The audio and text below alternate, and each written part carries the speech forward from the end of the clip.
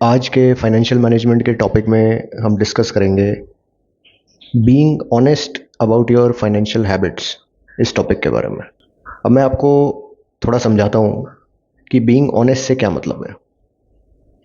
Generally हमारी एक spending habits का एक पैटर्न होता है। या तो हम इम्पल्सिव स्पेंडर होते हैं, इमोशनल स्पेंडिंग करते हैं, खाने पे, शॉपिंग पे या ट्रैवलिंग पे हमारे को स्पेंड करने की ज़्यादा आदत हो सकती है। कई लोगों को पार्टीज़ पे अल्कोहल, सिगरेट्स की परचेज़ करने में काफ़ी पैसा अपना लगाना पड़ता है।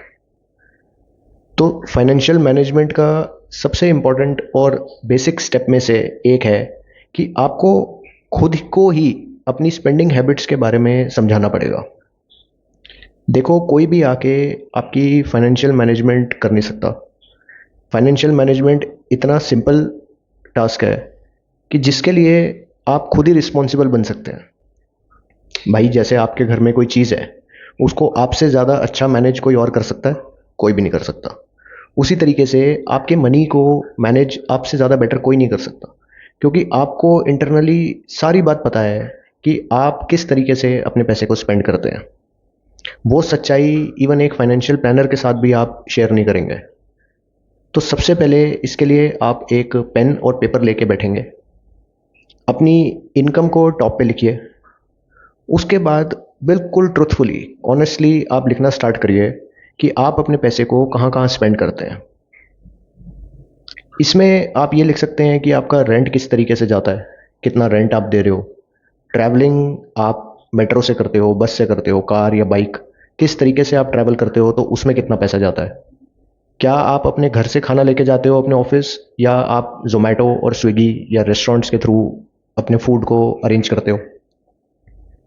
फिर आपको अपनी लेजर की हैबिट्स के बारे में भी बहुत अच्छे से पता होगा कि आप फ्राइडे को कौन से रेस्टोरेंट, कैफ़े या बार में जाते हो। मूवी नाइट्स पे किस तरीके की मूवी हॉल्स में आप टिकट्स परचेज करते हो। कपड़ों के ऊपर आप ब्रांडेड, नॉन ब्रांडेड कितना पैसा खर्चते हो। तो ये चीज़ें लिखने से सबसे पहले आपको ये बेनिफिट मिलेगा कि आप अपनी आदतों को समझ पाएंगे। जनरली हमारे कुछ पैटर्न्स होते हैं जो हम अनकॉन्शियसली करते रहते हैं। अब इस प्रैक्टिस से आपको कॉन्शियसली ये डिफाइन हो जाएगा कि हाँ, मैं इस एरिया में ज़्यादा स्पेंड करता हूँ या इस एरिया में मेरे को कम स्पेंड करना चाहिए। तो इस बात को समझने के लिए आपको अपने आप से ऑनेस्ट तो होना ही पड़ेगा। देखो, honesty is the best policy, ये बात तो हमने सुनी है। ये बात फाइनेंशियल मैनेजमेंट के लिए भी लागू होती है। आप अपने आप से ऑनेस्ट होंगे, आप सच्चाई को फेस कर पाएंगे। सच्चाई समझने के बाद आप अपना फाइनेंशियल गोल और अपनी स्पेंडिंग हैबिट्स, इसके बीच में जो गैप है उसको अच्छे से डिफाइन कर पाएंगे। भाई, मेरी सैलरी 1 लाख रुपए, अब महीने का खर्चा मैं 1,10,000 करता हूँ। क्रेडिट कार्ड स्वाइप करके मैं उसकी लिमिट क्रॉस करता हूँ। नेक्स्ट साइकिल में मैं बिल पे कर रहा हूँ, और वहाँ मैं प्लान कर रहा हूँ कि साल के एंड में मेरे को एक कार परचेज करनी है या मेरे को फ्यूचर में एक घर लेना है। तो यार, आप एक बात बताओ कि अगर आज ही आपका एक्सपेंस आपके मंथली इनकम से ज़्यादा है, तो आप अपने गोल को कैसे अचीव करोगे? कोई हवा में से तो पैसे आएंगे नहीं। ये पैसे आप ही के पास हैं, उसको अच्छे से मैनेज करेंगे तो आप अपने गोल को अचीव कर पाएंगे। देखो, पहले के टाइम पे तो कंपैरेटिवली काफ़ी इजी होता था, क्योंकि पैसे आपको कैश में आते थे। उसका कुछ पोर्शन आप बैंक में डिपॉजिट कर देते थे, बाकी आप अपने वॉलेट में या घर के लॉकर में रखते थे मंथली एक्सपेंस के लिए। तो इसके बहुत ही कम चांस होते हैं कि जो पैसा आपके हाथ में ही नहीं है वो आप स्पेंड कर बैठो। अब डिजिटल पेमेंट्स आने की वजह से आप अपने बैंक का एक्सेस अपनी पॉकेट में लेके चल रहे हो। जो आपके बैंक में पैसा सेव हो सकता था, जिसको आपको स्पेशली जाके विड्रॉ करना पड़ता, वो तो आपके पॉकेट में ही है। तो इस वजह से आज की डेट में लोगों का पैसा सेव होना बहुत कम हो चुका है। साथ ही साथ क्रेडिट कार्ड्स आप अपनी जेब में लेके चलते हो, जहाँ मन करता है वहाँ पे आप स्वाइप कर देते हो। शॉपिंग इतनी ज़्यादा इजी हो चुकी है कि आपने सोचा कि मुझे ये प्रोडक्ट लेना है, एंड आप ऑनलाइन जाएंगे, क्लिक करेंगे, एंड वो प्रोडक्ट आपके घर डिलीवर हो जाएगा। पहले के टाइम पे इस तरीके से नहीं होता था।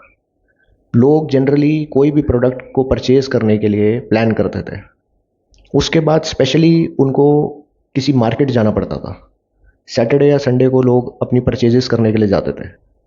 जो पैसा आप जेब में कैरी करके जा रहे हो उसी लिमिट में आप पैसा खर्च के आओगे।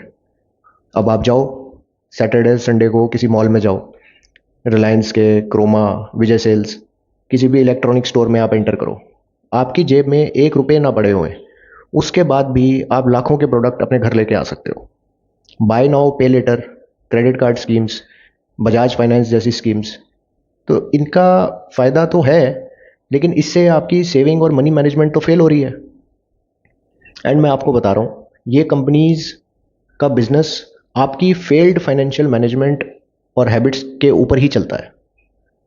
तो सबसे पहले इस चीज़ को रिकग्नाइज करो और एक्सेप्ट करो कि हाँ यार, हम वीक हो चुके हैं, हमारे अंदर उतना हौसला और धैर्य नहीं है, इतनी पेशेंस नहीं है हमारे अंदर, हमारा मन बहुत जल्दी मचल जाता है, कोई भी चीज़ दिखती है हमारे को खरीदने का मन करता है। तो इन हैबिट्स को तो आप तब सुधारोगे जब आप एक्सेप्ट करोगे कि ये प्रॉब्लम आपके साथ है। तो आज ही से मैं आप सबसे रिक्वेस्ट करूँगा कि हर किसी को अपनी फाइनेंशियल मैनेजमेंट की जर्नी के लिए ये चीज़ को समझना ज़रूरी है। अपनी हैबिट्स को रिकग्नाइज़ करें, उसी के बाद उन पे वर्क किया जा सकता है। और मेरा प्रॉमिस है कि लॉन्ग टर्म में तो 100% आपको इसका बेनिफिट होगा। आप विद इन 1 मंथ आप इस प्रैक्टिस को करके देखिए, मंथ के एंड में आपका खर्चा 100% रिड्यूस हो चुका होगा। आई होप मेरी इस बात को आप अपनी लाइफ में ज़रूर उतारेंगे और अपनी फाइनेंशियल मैनेजमेंट की जर्नी को आगे लेके जाएंगे। Thank you.